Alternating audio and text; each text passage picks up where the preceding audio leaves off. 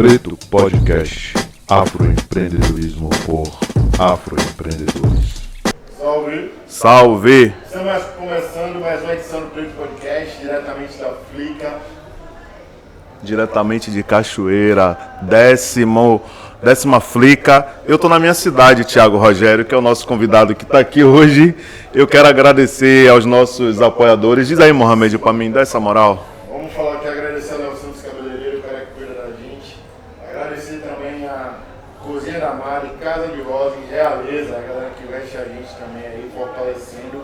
Era mais uma vez agradecer desde já a Casa Preta Hub, Instituto Feira Preta, que cedeu esse espaço, abriu as portas para que a gente pudesse falar, gravar, conhecer pessoas, contar a história dessas pessoas para vocês, beleza? Cozinha da Mari tá lá sempre apoiando a gente, né? Tia Rosa, Roberta, Anderson, toda a equipe aí que dá um apoio gigantesco a gente. A gente está aqui, Thiago Rogério, na Flica, fazendo essa trilha sobre a Feira Literária de Cachoeira, convidados pela Fundação Hansen, e na Casa Preta, convidados pela Feira Preta.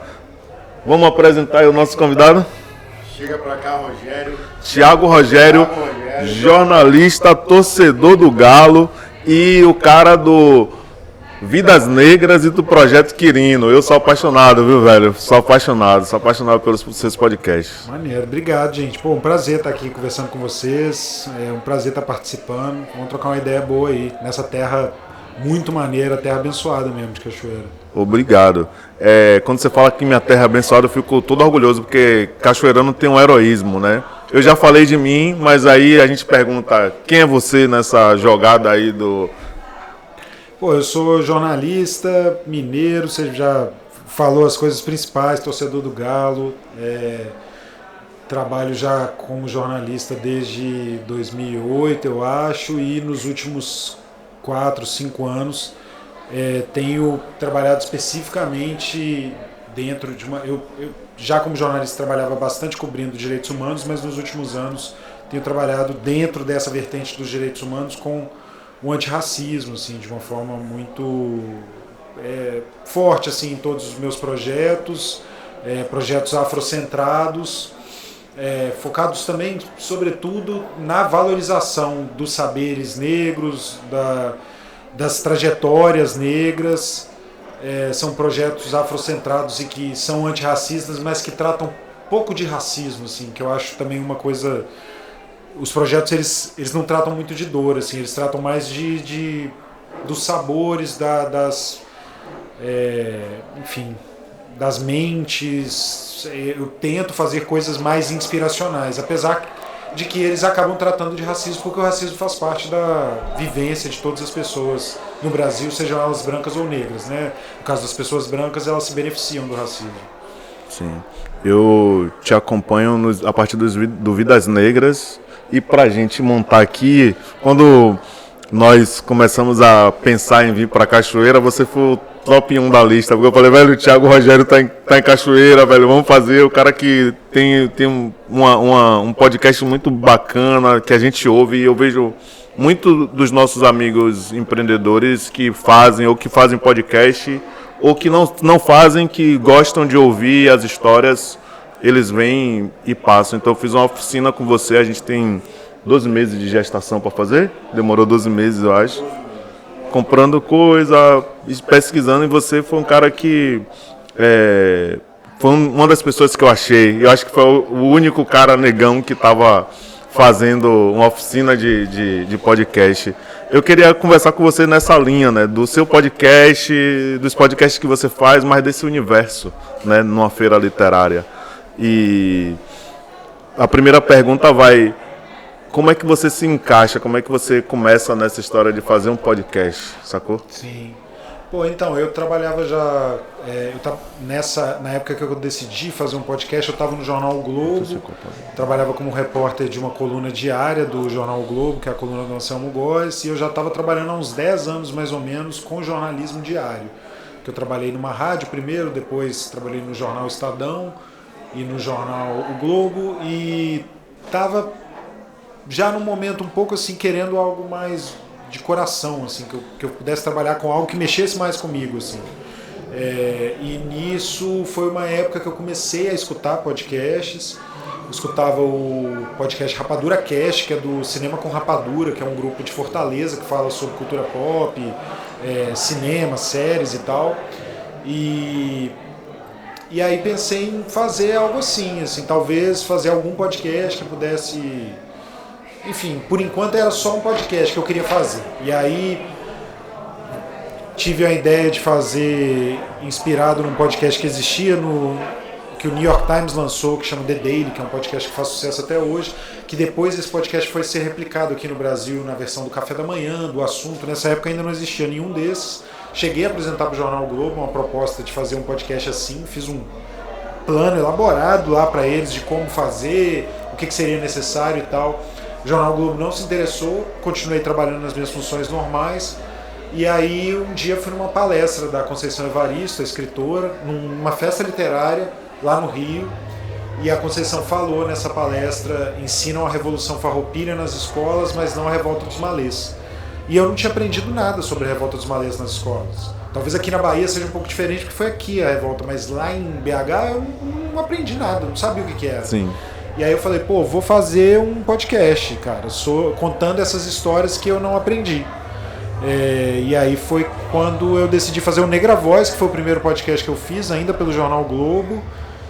O Negra Voz venceu o principal prêmio de jornalismo do Brasil, que é o Vladimir Herzog, atualmente o principal prêmio de jornalismo do Brasil. E aí isso possibilitou que eu vendesse para o Spotify o projeto de fazer o Vidas Negras, que foi o outro podcast. Vidas Negras teve 30 capítulos e mais ou menos na mesma época que eu estava vendendo para o Spotify o Vidas Negras, eu tinha apresentado para o Instituto Ibirapitanga o projeto do Projeto Quirino, que o Quirino foi feito concomitantemente, que saiu agora em 2018. Foram 2 anos e 8 meses de trabalho para o Quirino ser lançado. Acho que é isso. Massa. Vou chamar de Rogério.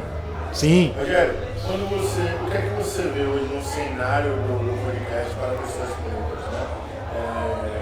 Qual é a referência que você dá para a gente assim, tá rolando, o que é que você, com a sua experiência desse tempo que você tem no podcast, o que é que você mostra para a gente? Cara, eu acho que o mercado de podcast para pessoas pretas é parecido com o mercado para pessoas pretas do audiovisual, do jornalismo. É aquela parada, nós somos minoria. Existe um interesse pontual, às vezes, por exemplo, o Spotify quis financiar o Vidas Negras, que é um podcast sobre negritude, com uma equipe majoritariamente negra, que é sempre também todos esses meus projetos, o Negra Voz eu fiz sozinho praticamente, não tinha financiamento e tal. Mas o Vidas Negras e o Projeto Quirino, que são projetos que eu consegui financiamento, aí é pré-condição minha, equipe majoritariamente negra e pessoas negras também nos postos de tomada de decisão. Obviamente eu como coordenador, mas também, por exemplo, roteirista negra, produtora principal é negra e tal, e coisas assim. Então tem esses financiamentos pontuais. Tem casos que são extremamente bem sucedidos, por exemplo, o Não Inviabilize, que é um dos podcasts mais bem sucedidos do Brasil. É uma mulher negra.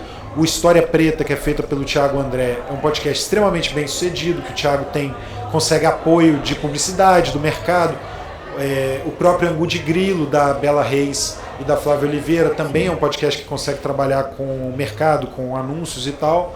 Mas é isso, assim, ainda não é regra, a gente não é maioria, a gente não reflete a nossa maioria da sociedade. Ainda é uma coisa muito de resistência, assim. As vozes negras, elas tentam romper as barreiras nesse mercado, como elas tentam no mercado de cinema, como no mercado de TV e tal. Por isso que enfim, eu acho que qualquer mudança nesse mercado, ela vai passar por mudanças mais estruturais nossas enquanto povo consumidor, assim, sabe? Enquanto a gente não tiver os meios, né, enquanto a gente ainda estiver trabalhando para um meio, inserido dentro de um meio que é majoritariamente branco, a gente vai estar sujeito a essas coisas mesmo. A gente nunca vai virar a régua enfim, inverter mesmo a régua da coisa, né? Mas eu acho que tem todos os desafios e os casos que a gente não pode tratar como regra, né? Tipo, o meu caso não é regra, não é o Não Inviabilize não é regra, o História Preta não é regra, eles infelizmente ainda são a exceção. Muita gente produzindo, muita gente na luta, mas não tanta gente ainda conseguindo fazer disso um modelo de negócios lucrativo e tal. Top. Me pergunto sempre qual é o caminho, né, pra gente construir o podcast, né, quais são os passos, né? Às vezes a gente tava afim de fazer o podcast, depois que a gente olhou, a gente falou, opa, não é só pegar um celular, gravar, não é só ter um microfone massa, gravar. A gente comprou por acaso primeiro um microfone de USB e não funcionou para o que a gente precisava, que era um mesa cast, conversar. Mas eu queria saber de você, para a turma poder produzir. Entendeu? Porque a gente quer incentivar e sua vinda aqui é para dizer assim, tem podcast bem sucedido, tem podcast de pessoas negras, de empreendedores negros. Sim. Que pode ser feito. Não, e definitivamente tem, assim. E a gente está também, antes de entrar no qual passo, a gente está num momento cultural que eu acho que vai passar em algum momento, mas é a gente tentar preparar o nosso povo como consumidor cada vez mais das nossas coisas para quando esse momento passar. Qual que é esse momento? É legal agora para as editoras fazer livros com autores negros. Antigamente não era, ignorava, mas agora é legal. É legal ter produções audiovisuais negras. Antigamente não era, mas agora é. Esse momento, em algum momento, ele vai passar. A gente tem que estar preparado para quando ele passar. Então, no momento é possível, tem muita gente conseguindo fazer. Assim. Poderia ser bem mais, poderia, mas nesse momento ainda tem. Mas aí, enfim, vamos seguindo nessa luta de tanto formar também o mercado publicitário, o mercado publicitário se conscientizar que precisa investir nesse tipo de produção, que é um tipo de produção que dá retorno. O ouvinte de podcast é um ouvinte muito engajado, muito engajado. Eu tô vendo isso aqui, tipo, nenhuma matéria jornalística que eu fiz, por mais lida que ela fosse, matéria jornalística tipo de texto, né, que eu trabalhava, ninguém nunca me parou na rua para me dar um abraço, para falar, putz, cara, como foi importante ouvir o seu podcast, me emocionei, tá sendo importante para mim por isso e por aquilo.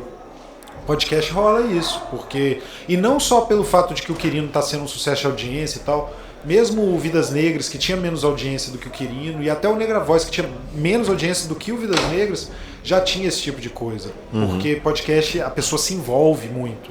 Ela escuta, ela participa, é uma proximidade muito grande, porque você tá no fone de ouvido, né? É muito... É falar no ouvido da pessoa. Cara, e o jeito... Muito forte, muito íntimo isso. Mano, e o jeito que você produz o podcast, me desculpe dar essa paradinha aqui, porque eu falo com os caras, velho, você precisa ouvir, velho, porque são detalhes, né? Você consegue incluir detalhes que fazem uma música, uma pausa, aí... perguntas, eu acho incrível essa... E o ouvinte tem que se sentir próximo de você, né? Tem que se sentir seu amigo. E isso é uma das coisas que eu acho que eu consigo com os podcasts que eu faço. Assim, as pessoas se sentem próximas de mim mesmo. Tipo... Querem ver sua foto. Não, é como se me conhecessem mesmo. Tem muita gente que...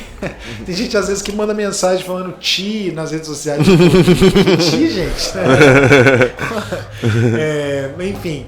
Mas eu acho que, em termos de passo, assim, eu acho que a primeira coisa, e eu falo quando eu dou aula de podcast, é pensar com calma mesmo, assim, será que eu quero mesmo fazer um podcast? Será que a mensagem que eu quero passar, a melhor mídia para ela é um podcast? Ou será que eu tô só me deixando levar porque agora todo mundo está fazendo podcast, então é legal ter cada vez mais podcasts feitos por pessoas negras, mas eu acho que a gente tem que pensar muito para depois também não virar sofrimento, não virar, putz, aquela coisa que mais uma coisa que eu vou abandonar, aí fica, pensar, refletir com calma, assim.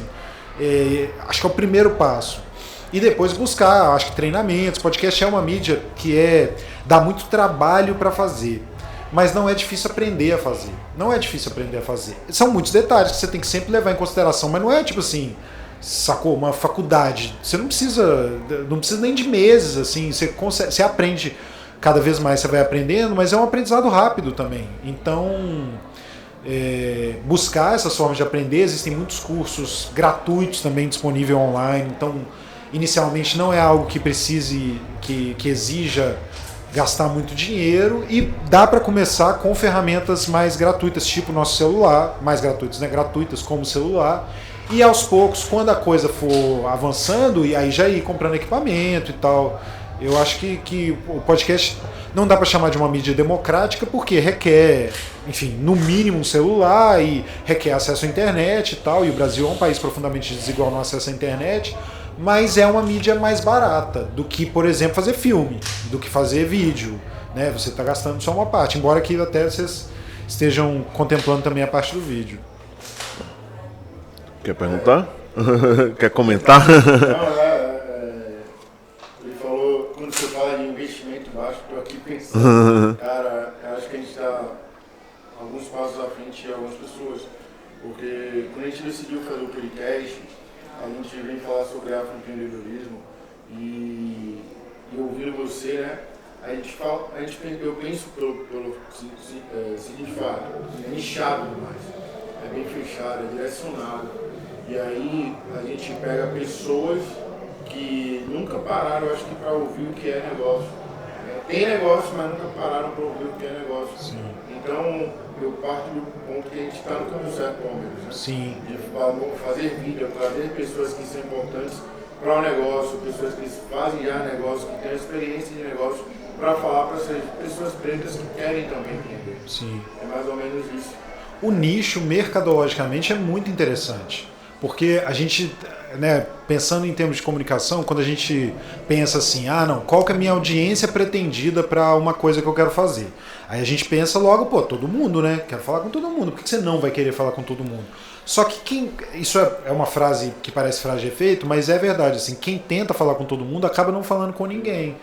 E o nicho é uma oportunidade muito interessante, porque você já sabe, você mais ou menos sabe já quem é a sua audiência, fica mais fácil saber quem é a sua audiência. Por exemplo, você está falando afroempreendedorismo, então eu quero falar com o quê? Com o afroempreendedor. E aí você já mandou outra, que é o afroempreendedor que às vezes nem se considera um afroempreendedor, né? E que não pensa em si como negócio e tal.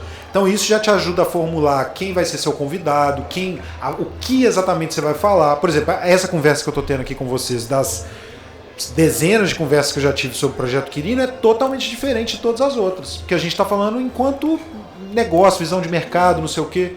E isso é muito interessante. E é interessante. Aí também parte de um esforço nosso de tentar educar o mercado para o tanto que isso é interessante. Porque, o cara vai querer anunciar num podcast que fala com muita gente, mas quantas daquelas pessoas realmente vão se interessar pelo que ele tem a oferecer?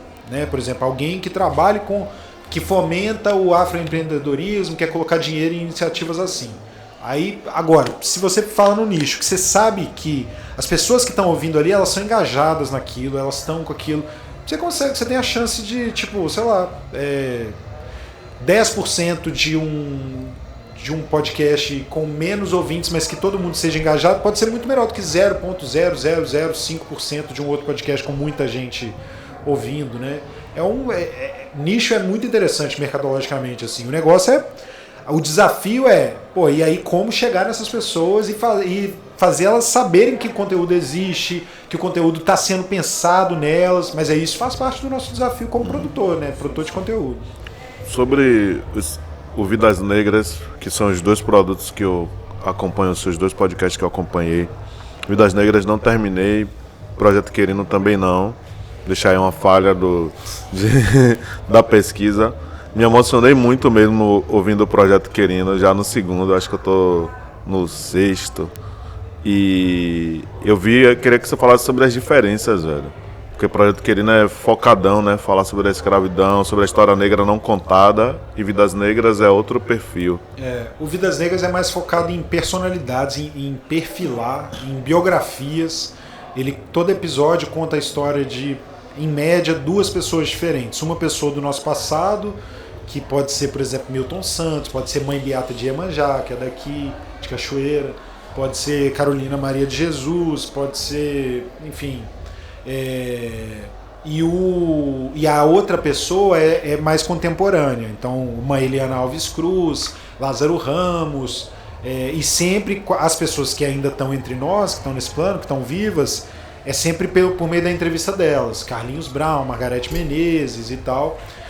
E as pessoas que já não estão mais entre nós, entrevistando historiadores, sociólogos, biógrafos, gente que pesquisou a fundo a vida deles. E a gente entrevista para tentar trazer essas histórias. O Quirino ele já é mais macro, ele olha para os grandes momentos da história do Brasil e tenta olhar qual foi a participação das pessoas negras nesse momento e o que a escravidão teve como peso também para esses momentos. E também a participação acho que um protagonismo negro, sobretudo, assim, e uma responsabilização das pessoas brancas também.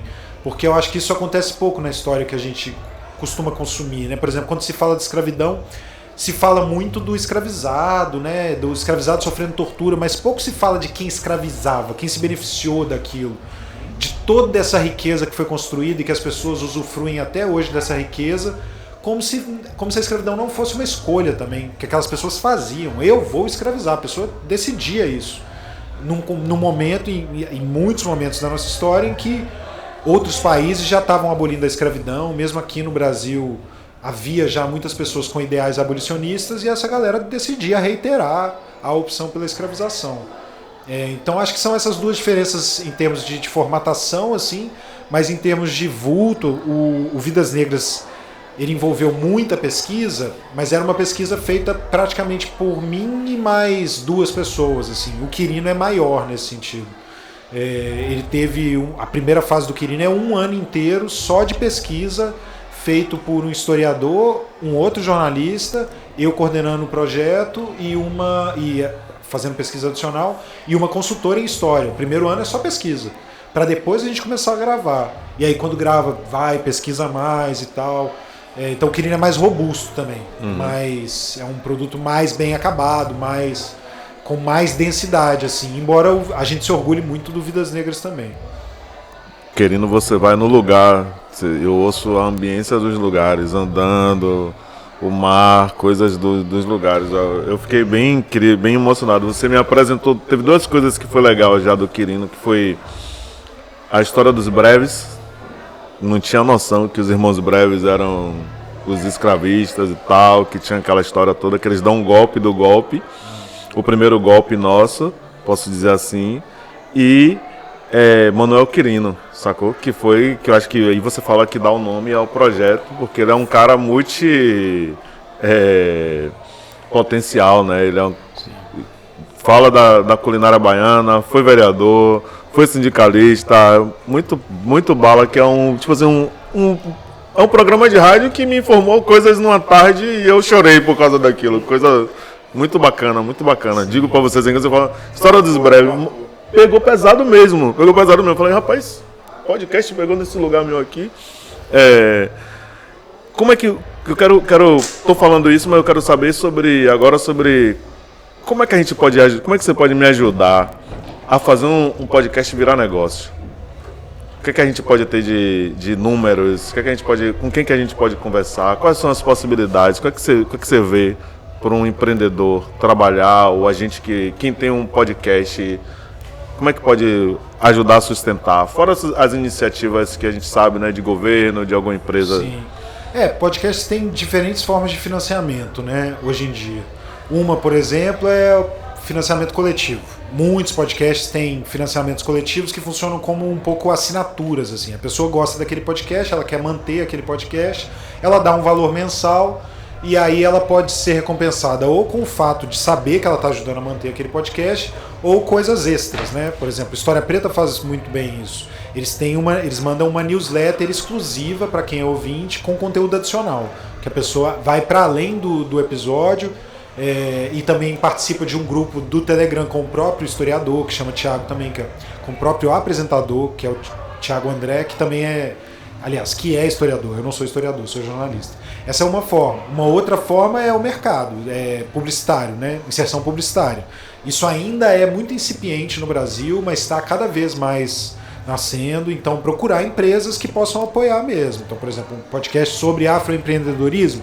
Quem costuma apoiar no Brasil, e pensar grande mesmo, quem costuma apoiar no Brasil afroempreendedorismo? É o Google, é o Facebook, agora Meta, é o Nubank, não sei o que, pensar nesses grupos e ir atrás desses grupos e falar, aqui nós temos um podcast estruturado de afroempreendedorismo, vocês não gostariam de apoiar? A gente precisa de apoio e tal, enfim, como toda produção precisa de apoio, porque tudo custa caro, né? Só o tempo já custa caro, imagina então equipamentos e tal. Essa é uma outra forma. Uma outra forma é ficar ligado nos editais, né? que os editais rolam e ficar atento a coisas que não necessariamente estão citando a palavra podcast, né? Ou forma de comunicação, tipo um edital de cultura pode servir para podcast, um edital de artes pode servir para podcast. Ficar atento a essas coisas também. As plataformas têm feito conteúdo original, né? O Spotify, por exemplo, fez o Vidas Negras. Eu vendi para eles a ideia, eles compraram e financiaram tudo, financiaram toda a operação. Então essa é uma possibilidade também para quem está produzindo. Deixa eu ver se tem mais alguma. Acho que é isso, assim, tipo, são possibilidades, né? E tentando às vezes também ir em várias frentes, né? Por exemplo, o Projeto Quirino, ele é apoiado por uma forma de modalidade que é muito comum nos Estados Unidos e que está ficando mais comum aqui no Brasil, especificamente para produções jornalísticas, que é o apoio de fundações, né? Tipo, a gente tem essas pessoas extremamente ricas no mundo. Nos Estados Unidos, algumas delas criam fundações e financiam atividades de comunicação, fazem doação e tal. Aqui no Brasil ainda são poucos, mas o próprio Instituto Birapitanga, que apoiou o Projeto Quirino, é uma delas. Ele é do Walter Salles, né, o cineasta. E ele criou esse instituto para ajudar iniciativas de promoção da igualdade racial. Então a doação desses grupos é uma outra possibilidade. Assim. Tipo, tem formas variadas, nenhum caminho é simples, nenhum caminho é fácil, né? Todos passam pelo convencimento, mas eu acho que uma das principais coisas você já tem, assim, que é um modelo de produto já bem delineado, e vocês já têm uma coisa que é super importante também, que é a prova da capacidade de entrega. Que ideia, todo mundo tem ideia, né? Todo mundo tem ideia. A gente, antes de dormir, a gente tem 3, 4 ideias, né? Tomando banho. Mas mostrar que você pode entregar a ideia, isso é difícil. É difícil. Porque vocês já meteram a mão na massa e já estão entregando, né? Então é um produto já a ser mostrado. O produto já existe. Rogério, quando é que vem essa ideia de você falar desse tema que você fala? Quando é que surge no seu coração? Por que eu vou falar isso? Por que o Rogério vai falar sobre isso? Cara, é nessa palestra com a Conceição Evaristo. É de perceber que eu não sabia um monte de coisa. E é a sensação que as pessoas têm ao ouvir o Projeto Quirino. Eu aprendi. Olha, tudo isso me foi negado. É a sensação que as pessoas têm. E a coisa que é muito doida é que o Projeto Quirino não, por exemplo, ele não traz nenhuma novidade tipo, a gente não revelou nenhum documento histórico pela primeira vez. Ele traz coisas que a academia já vinha produzindo, intelectuais negros já vinham produzindo há muito tempo, só que por uma série de motivos, sobretudo o fato do Brasil ser um país muito racista, esse conteúdo não estava chegando às pessoas, assim, essas informações não estavam chegando às pessoas. A história não contada, embora ela seja contada por intelectuais negros que estão produzindo isso bastante, e sobretudo depois das políticas de ação afirmativa, mas que não chega às pessoas tanto quanto deveria. Então foi isso que me despertou, assim, muito de me ver nesse lugar, de alguém que não sabia essas coisas. E durante a própria pesquisa do Projeto Quirino eu aprendi muita coisa que eu não fazia ideia. Acho que vem daí, assim, de tentar de alguma forma cobrir essa lacuna que ficou na minha formação e que eu acho que está na formação da maioria dos brasileiros, assim. E na sua percepção, essa negação é proposital? Definitivamente. Porque se quer contar uma história, né, as instituições, a elite e tal, querem contar uma história que seja majoritariamente branca, majoritariamente masculina, que coloque como vencedor e o grande responsável por tudo que existe nesse país o homem branco. Quando na verdade não foi assim, não foi mesmo, assim, e isso não é nenhuma novidade que eu estou falando agora, nem nada controverso, assim. Enfim, se não fosse pelas pessoas negras, não haveria Brasil, não só como a gente conhece, mas a própria delimitação geográfica do Brasil, assim, a colônia mesmo, ela só passa a ser financeiramente viável para Portugal a partir do momento em que eles começam a empregar mão de obra escravizada, assim. Só aquelas pessoas brancas que estavam aqui enviados por Portugal não seriam sequer suficientes para proteger o território delimitado de uma invasão da Espanha, que era uma preocupação que eles tinham muito na época, assim. Então é negado conscientemente, assim, que você mantém essa versão da história que considera como protagonista só a pessoa branca e sobretudo o homem branco, e por meio disso você mantém também a sociedade como ela está, né? E que as pessoas negras vão ser sempre a base, sempre lá embaixo nos indicadores socioeconômicos e todo indicador mais que for possível para medir as coisas na nossa sociedade, e as pessoas brancas vão continuar as mais ricas, e continuar, ainda que uma vez ou outra alguma pessoa negra consiga ascender economicamente, mas a base se mantém. Assim. Então é interessante que essas versões mais completas da história, que problematizam e explicam por que o Brasil é da forma como é interessante para eles negarem essas versões, assim, ignorarem a existência delas. Qual a sua visão sobre os formatos dos podcasts? Você acha que áudio é mais envolvente? Você acha que videocast é mais envolvente? Como é que você tem pensado aí esse agente no mercado? Eu acho que é importante se adaptar à audiência, né? Tipo, a gente tem que estar atento à audiência, porque senão vai ser só a gente sentado em cima das nossas teorias, né? E você vai acabar se distanciando das pessoas, assim. É inegável que o formato videocast atrai muito. Porque as pessoas têm esse... Eu acho, isso não é um dado, não me lembro de já ter visto uma pesquisa assim, mas eu acho que é bem maior, eu acho que talvez vocês tenham a mesma impressão, o volume de pessoas que veem vídeos no YouTube, ou no Zap, né, é maior do que o volume de pessoas que só escuta áudio. Embora seja algo que faz parte da nossa formação, o rádio, né? Só que em algum momento teve um gap aí, né? Que as pessoas deixaram um pouco o rádio de lado, foram só para a mídia do vídeo. Então eu acho meio... Faz sentido essa transição agora que muitos podcasts estão fazendo para o vídeo. Nos casos dos podcasts que eu faço, que são podcasts narrativos, não me interessa o formato do vídeo porque ele tornaria tudo muito mais oneroso. Porque, por exemplo, esses podcasts que eu faço, eles são narrativos, então é como se fosse um documentário, né? Muito corte, muito roteiro. Imagina fazer isso em vídeo. Seria um documentário, seria um vídeo documentário. Trazer ou chegar com a estrutura em cada locação de pessoas. Fazer a visita em casa tal, fazenda tal, com tal. Então, ou muita gente que vocês entrevistam. Por exemplo, eu fiz algumas viagens para fazer o Projeto Quirino, né? Algumas, inclusive, aqui a Bahia e tal. Tive em Salvador, em Ilhéus, Itaparica. E imagina, eu fiz sozinho. Era eu com o gravador. Imagina se é vídeo. Tinha que ser no mínimo mais 2 pessoas, 3 pessoas. Fora equipamento, aí isso tudo é hospedagem também, deslocamento, passagem de avião, carro para alugar, não sei o quê. Então torna a operação muito mais cara. E a operação de um podcast narrativo já é uma operação cara, mas para fazer vídeo seria muito mais caro. Agora, num contexto, por exemplo, do formato de entrevista, né, ou de mesa cast e tal, não sei o quê, o vídeo...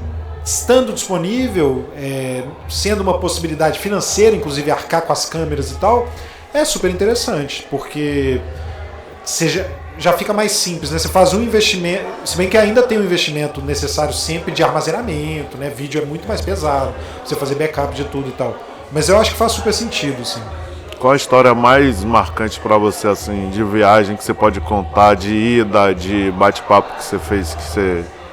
Cara, a mais marcante de todas é uma viagem até curta, que foi lá no Rio mesmo, que eu fui para Teresópolis para gravar a entrevista com o Anderson, que é o homem que a gente entrevista no primeiro episódio do Quirino, que é um homem negro que foi preso injustamente. E o Estado brasileiro deixou ele preso 15 meses, cara.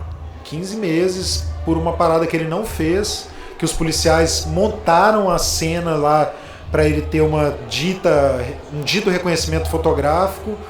Tipo, colocaram, os 2 policiais eram, enfim, a pessoa que foi assaltada, que teve a moto roubada, ou bicicleta, não lembro agora, ela disse que tinha sido roubada por um homem negro, não tinha visto direito, mas era um homem negro. Aí os policiais pegam o Anderson, que não tinha nada a ver com o crime, bota ele na sala de reconhecimento, ele do lado de 2 pessoas brancas, e pergunta pra pessoa que foi lá, quem que foi ele? Aí fala, foi ele. E aí, enfim, aí tem um detalhe dessa história que a gente conta no episódio, que a pessoa lembrava de uma outra coisa, além do cara ser negro, que ele tinha uma cicatriz no rosto, que o Anderson não tem. Não tem. E além dele ter o álibi, ele não estava na hora, no lugar, enfim, várias dessas coisas. Quando eu fui entrevistar o Anderson, pra mim foi muito... Porque, bicho, é muito... A gente vê essas histórias todo dia, elas são muito revoltadas. E essas histórias se repetem no Brasil, né? Pessoas presas, pessoas negras presas. Todo dia. Todo dia, cara. É enlouquecedor, né? Quando a gente para pra pensar, é enlouquecedor. Mas enfim, imagina então para quem vive isso, né? E apesar de eu, enfim, consumir muita notícia e tal, e ver esses casos, e ter um olhar para esse tipo de caso, e sempre mexia muito comigo, entrevistar o Anderson mexeu muito comigo, porque, pô, você tá ouvindo o cara contar sobre como a vida dele foi destruída. Não, e a vida do cara foi destruída, bicho, destruída. O Estado brasileiro destruiu a vida dele, e não tem outra explicação, não tem nuance nisso. Foi o racismo, purinho. Purinho, é preto. Pra você a pré-condição é de culpado. De culpado. Você precisa provar que não é culpado. Não é presunção de inocência, é presunção de culpa. E foi uma entrevista muito dura, e quando eu saí, eu segurando, né? Porque eu tento também me colocar no meu lugar de jornalista, mas não só de jornalista, enfim, porque eu sou humano também, então tá tudo bem ter sentimentos humanos, mas eu evito também não ser um espelho, assim. Ele tá contando pra mim uma coisa muito triste. Se eu desabasse na frente dele, eu acho que eu ia ser espelho pra ele. Eu acho que talvez ele veria a si mesmo em mim, talvez ficaria mais preocupado, enfim, uma preocupação a mais pra ele que eu não queria gerar. Mas assim que eu saio da entrevista, eu entro no carro, peguei um carro pra ir lá, numa favela de Teresópolis e tal, entrei no carro, desabei a chorar, tipo, chorei muito, assim, chorar de gritar, assim, não gritar, mas de precisar emitir sons, assim, tipo, porque muito triste, cara, o Brasil é muito duro, e foi a que mais me marcou, assim, essa entrevista com o Anderson. É isso, assim, o Quirino é um pouco mais duro também, o Quirino é mais duro, tem essas histórias tristes, assim, por mais que a gente foque muito também nos protagonismos, sim, como a gente resolveu muita coisa do Brasil, como muita coisa boa do Brasil hoje é por causa da gente, é por causa das pessoas negras, ele tem esses momentos de dureza também, que são difíceis. Tem uma onda no Quirino que ele faz uma ambientação, sacou? De ondas e pausa e de diálogo com as pessoas que eu falo, um dia eu quero aprender a fazer, que a gente faça algumas coisas nesse tipo, né? É tipo uma foto, um audionovela, né? Isso vai puxando pra tocar na gente, é muito bonito mesmo. Pra mim é tudo música, tipo, não música literalmente, trilha, né? Pra mim é tudo música, a forma como a gente se comunica é música, e eu penso nos podcasts como música também, né? Tipo, a bossa da fala, né? Você tá falando e aí do nada você fica em silêncio. O silêncio, ele faz parte da composição, né? É tudo. Aí o podcast eu sempre tento pensar nisso, assim. É música. Qual que é a hora de entrar o silêncio? Qual que é a hora de entrar a fala? Qual que é a hora de entrar a música de fato e tal? E tentando fazer essa bossa, assim, pra ficar um produto agradável pra pessoa ouvir. Por mais que seja duro, mas que no fim das contas a pessoa se sinta, consumir uma informação de valor, assim. Agregou pra mim ouvir isso. Quantos estados, Thiago? Eu sabia isso de cor. Eu viajei para 5, mas a gente entrevista pessoas de estados que a gente não teve também, que eu não tive presencialmente. Então, por exemplo, entrevisto gente que está em Pernambuco, mas eu necessariamente não fui para Pernambuco. Mas eu, para fazer o Quirino, fui para Maranhão, Bahia, interior de Minas, interior do Rio, interior de São Paulo. Então são 5. Mas a gente entrevista pessoas também do Sul, de outros estados do Nordeste, do Norte. Uma personagem do Pará é uma personagem super importante para o episódio sobre trabalho doméstico e tal. Thiago, na sua visão, é uma pergunta que a gente sempre usa aí no praxe, empreender é poder? Quero adaptar aí. Podcast é poder? É uma forma de poder, pode ser uma forma de poder. E tem gente usando como poder, né? Vê esses caras do podcast lá que fazia saudação nazista lá, não sei o que. Olha o poder que esses caras têm de pautar o debate. Olha o poder, olha a demonstração agora lá uma pena que tenha sido para esse podcast, mas a entrevista do Lula lá para esse podcast que leva nazista lá. Enfim, que levou, né? Isso aparentemente já passou. Mas os caras conseguem 1 milhão de pessoas ouvindo ali e tal. E aí consegue anunciante, vende dinheiro na nossa sociedade é poder. Então, pensando estritamente na posição poder, na versão de poder como algo econômico, podcast pode ser poder. E é poder. Gostaria que mais de nós estivessem nesse ponto de poder, mas estamos também, tipo, mano a mano. Pô, poder. Quem? Mano a mano leva quem ele quiser para ser entrevistado. Nossa, a maior dificuldade que eu tinha no Vidas Negras, como a gente entrevistava muita gente famosa, era conseguir convencer as pessoas a falar. Maior dificuldade.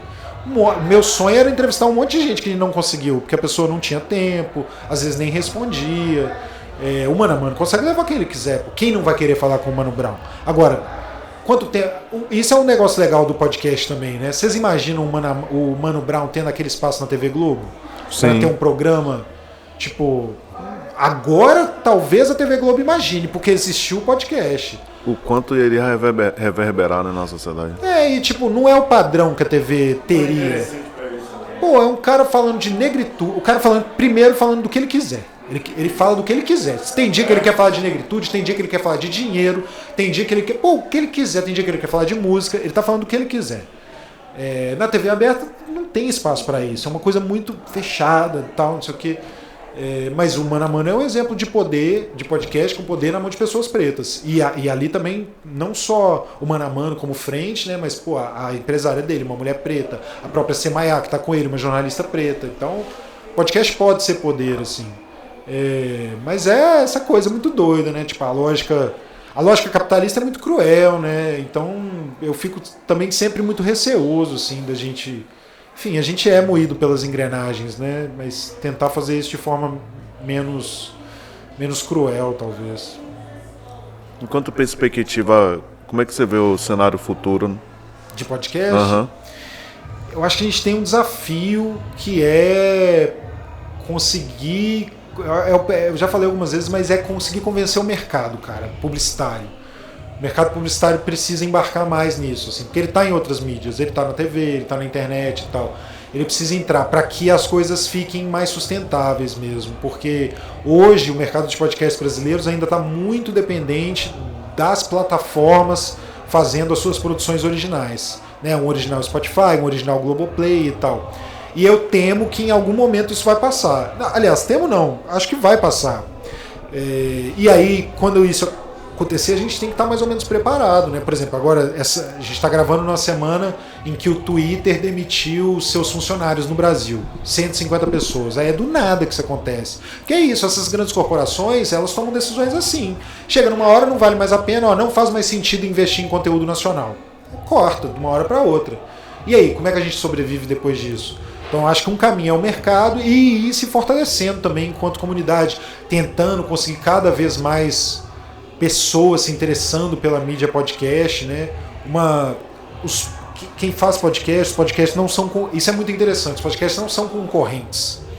Tipo, o podcast de vocês não concorre com o Quirino. Pelo contrário, para mim é bom que o podcast de vocês se torne um sucesso absoluto, porque aí mais pessoas vão se interessar pelo meu conteúdo.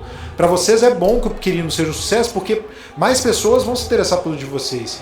E mesmo até com temáticas diferentes, cada podcast que é um sucesso absurdo e que consegue transformar pessoas que não eram ouvintes de podcast em ouvintes de podcast, é um mercado consumidor que vai se expandindo, né? E a possibilidade que você conquiste aquela pessoa no futuro para o seu produto.